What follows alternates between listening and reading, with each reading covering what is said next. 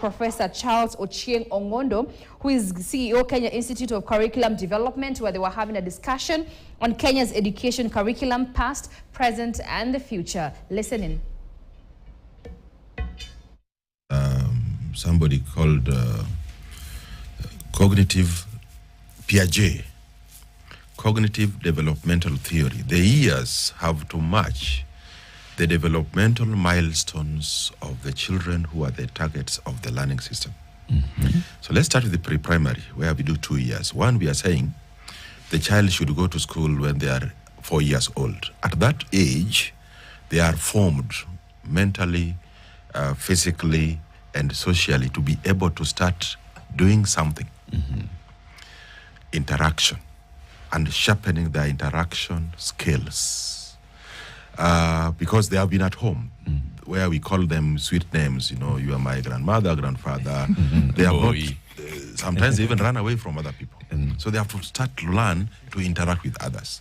But they just need 2 years to do that. And the only thing they need at that point is basic literacy, numeracy, very, very basic, just to be able to know the environment around them. Then come age 6, again, scientifically, and scientists who have read the brain of the human being have told us at that point now they can start engaging in another step, socialization.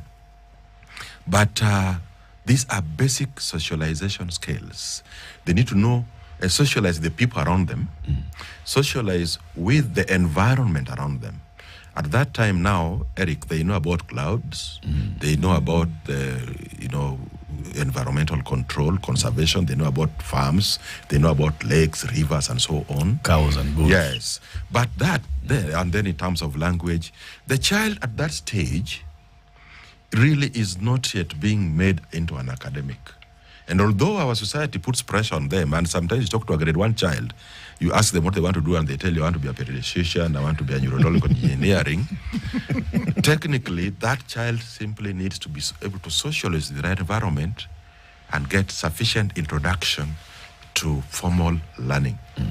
But that should not go on beyond age 11.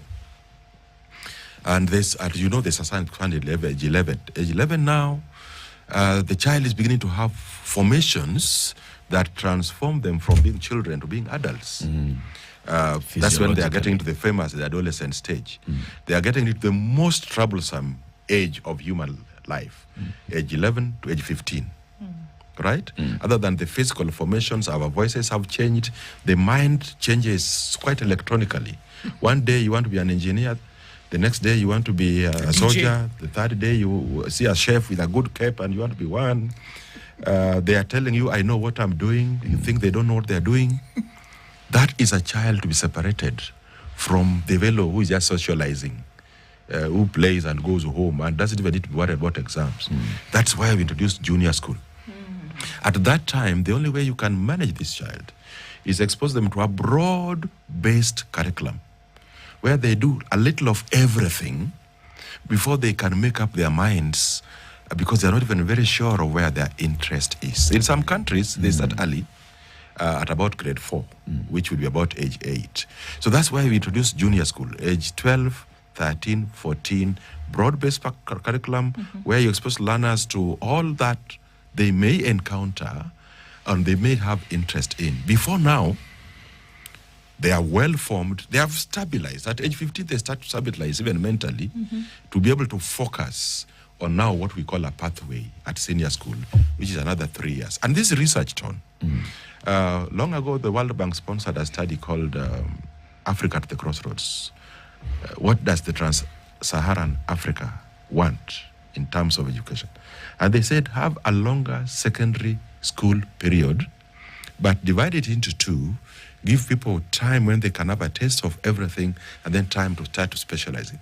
So now, the junior school, I talked about interaction for pre-primary, socialization for primary. Junior school, give it one word, exploration. A curriculum that provides learners an opportunity to explore. In fact, in terms of pedagogy, that is all the kind of learner whom you want to listen and just partake what you are saying and assess. That's the learner you give time to do things. Active. Yes, active. In fact, if you think about a grade 7 child, if you have one or one is around you, the curriculum is made in such a way that we want them to be able to do. Now, then senior school, pre-career.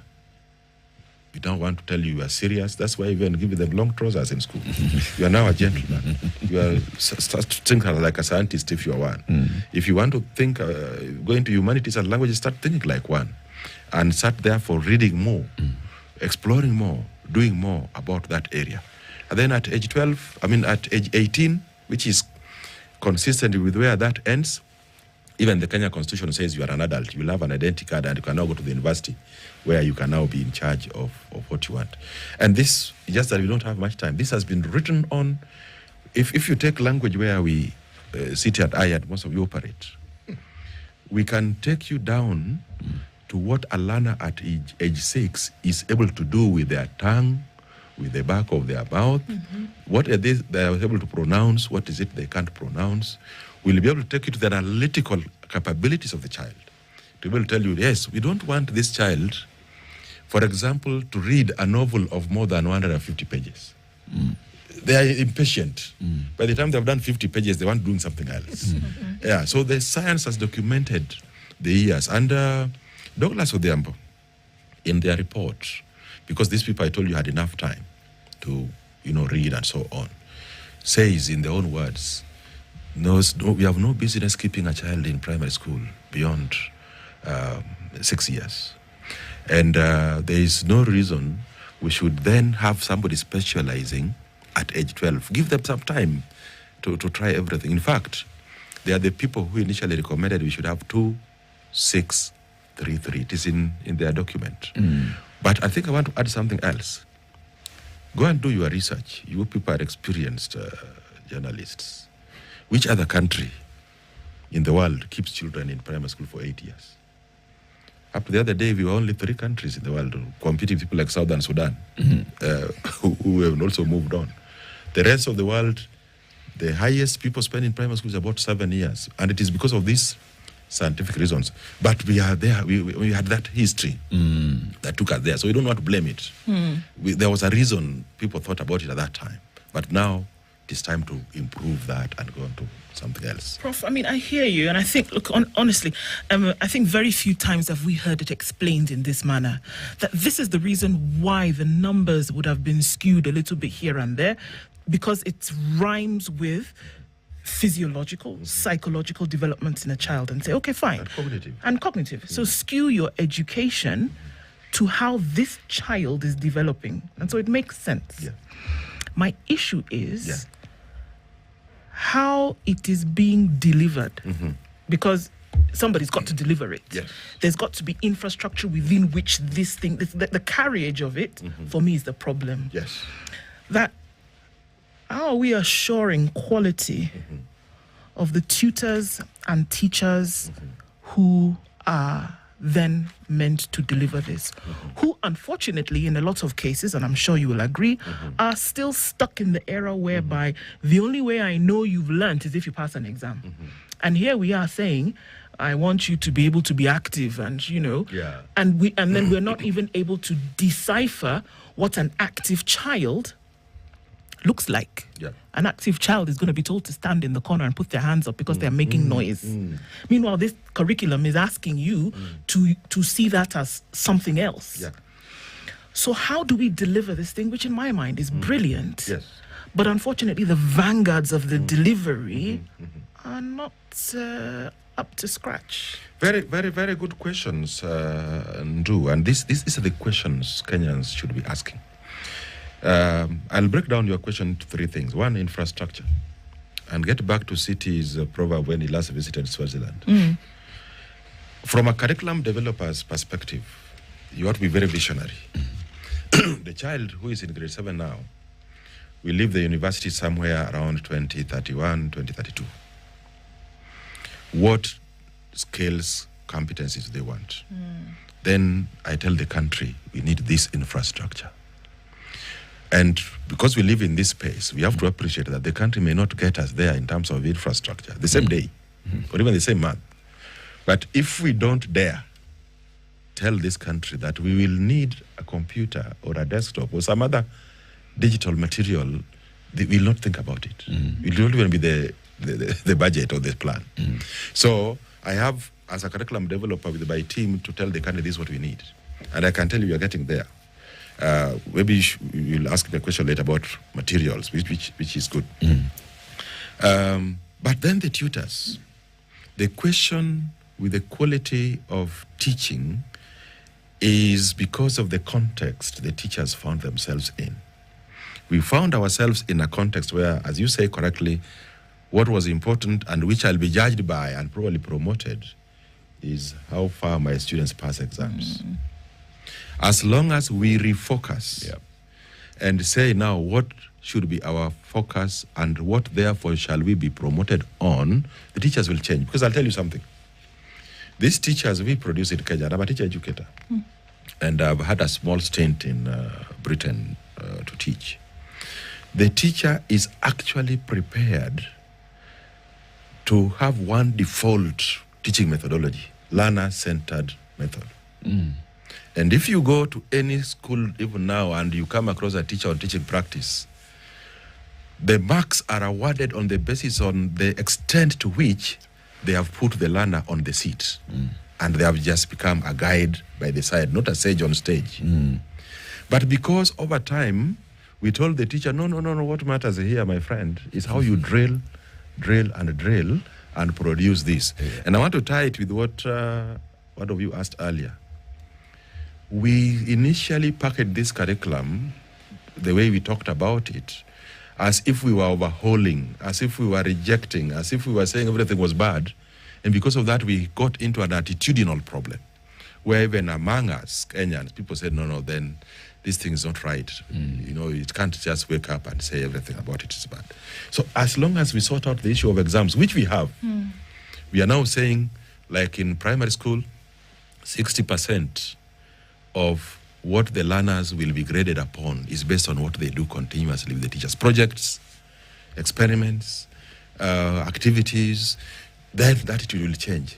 The teacher does not need to go to college again to be totally trained because the teacher is already trained purely on learner-centered pedagogy. And I can tell you our teachers teach in other spaces in this world. Some of these people we celebrate as teaching in international schools, where we take our children. They are Kenyan teachers, Kenyan trained teachers, and they know what to do. But because the environment, the context in which they're operating allows them to teach using those methodologies. So I think just to assure Ndu here, we have not appreciated as a country even how much infrastructure, but for me, let me call them educational materials. The correct word actually is curriculum support materials. We have put into that space.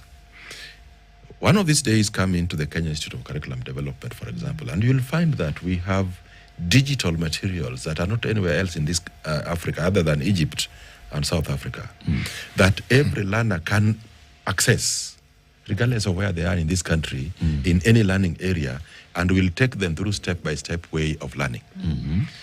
This country has made an effort, as anybody else would start, in making a learning text in every subject for every learner.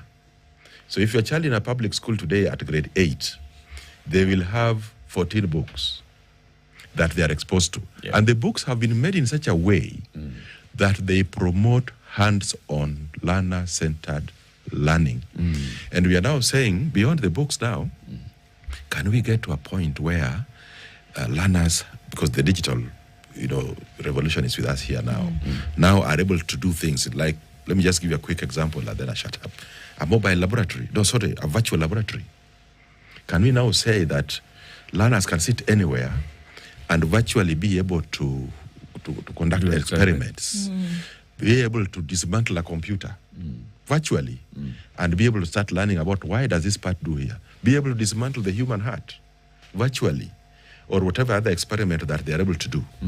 If we cannot do the physical one, which we have been concentrating on, we are still thinking about which school has which laboratory and so on. But the digital space has told us this is possible. And this is one of the things that KICD and the Ministry of Education is working towards. So that then, if we can't buy the hardcore material, we still give the learner an opportunity to be able to manipulate their environment. And that's where the world is. So we can all access it. Exactly. Prof, there's been this huge concern. Yes. That one of the things that the rollout of CBC is doing is it's supporting those in the publishing industry. That, because now when you go into grade 7, you're required to have X number of books. You just talked about like 13 books. And those 13 books, by the time you're getting to term 3, you need another set of, do you how many books? You go to grade 8, different ones. You can't even hand down these 13 books that you used in grade 7 to the next grade 7 because there'll be different ones. What do you say to that? Is KICD changing the books that are required too often, too regularly? You know what? I'm very happy with this invitation because you've given me a moment to clarify some of these myths. One, like now the children are in grade 8. His Excellency the President Ruto, as you know, formed a Presidential Working Party on Education Reforms. And they went around the country. We listened to them. You gave them airtime. One of the things they said was that the parents were already complaining, as we did earlier on, that there were too many learning areas and the bags were heavy again with the books and so on. As that was happening, the Institute, of course, through a multi-agency arrangement, had already conceptualized that junior school would have 14 learning areas. We had already procured books, and the books, once procured, the lifetime of a book is 5 years. So when we buy a book, much as we say we are buying for the learner, it stays at school for the next 5 years. But then, the Presidential Working Party said two things. One, rationalize the learning areas. The word sometimes Kenyans have used is reduce. We are not reducing. Rationalize. That means, look back at that science. You have another learning area called health education. You have another one called life skills. And see if you can integrate so that we don't have on paper too many learning areas.